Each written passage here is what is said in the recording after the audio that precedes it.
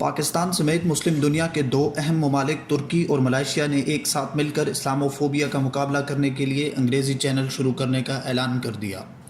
اقوام متحدہ کی جنرل اسمبلی کے 74ویں اجلاس میں شرکت کے لیے امریکہ میں موجود وزیراعظم عمران خان نے اس بات کا اعلان سماجی روابط کی ویب سائٹ ٹویٹر پر کیا۔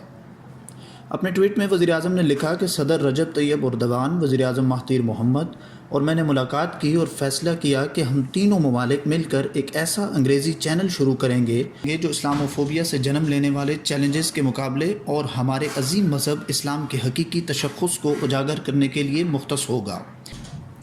عمران خان نے اپنی بات جاری رکھتے ہوئے مزید لکھا کہ ایسی تمام غلط فہمیاں جو لوگوں کو مسلمانوں کے خلاف یکجا کرتی ہیں، ان کا ازالہ کیا جائے گا۔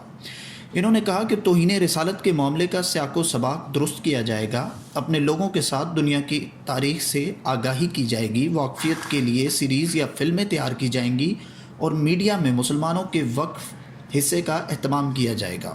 خیال رہے کہ وزیراعظم عمران خان اقوام متحدہ کے اجلاس میں شرکت کے لیے امریکہ میں موجود ہیں، جہاں انہوں نے مغربی ممالک کے سربراہان سمیت مسلم دنیا کے اہم رہنماؤں سے بھی ملاقاتیں کی۔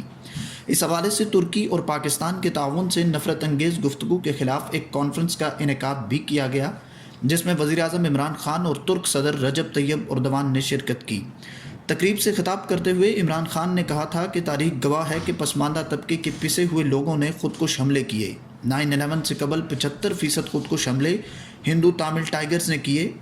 دوسری جنگ عظیم میں جاپان نے امریکی جنگی جہازوں پر خودکش حملے کیے۔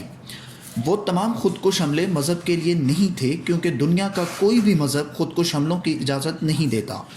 وزیر اعظم نے کہا تھا کہ بدقسمتی سے مغربی ممالک کے رہنماؤں نے انتہا پسندی اور خودکش حملوں کو بھی اسلام سے جوڑ دیا۔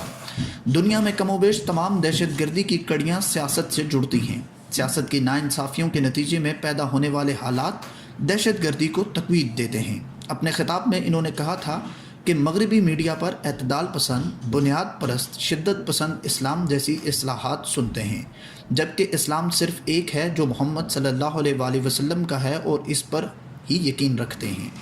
انہوں نے کہا تھا کہ اقوام متحدہ کا فورم بہت اہم ہے، جہاں مسلمان اور مسلم ممالک کے قائدین کو اس امر کی ضرور وضاحت کرنی چاہیے کہ اسلام اور دہشت گردی دو مختلف چیزیں ہیں۔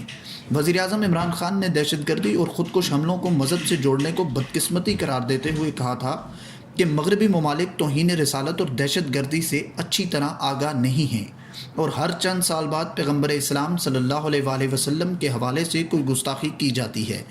علاوہ ازیں ترکی کے صدر رجب طیب اردوان نے خطاب کرتے ہوئے کہا تھا کہ نفرت انگیز تقاریر انسانیت کے خلاف بدترین جرائم کی وجہ بنتی ہیں۔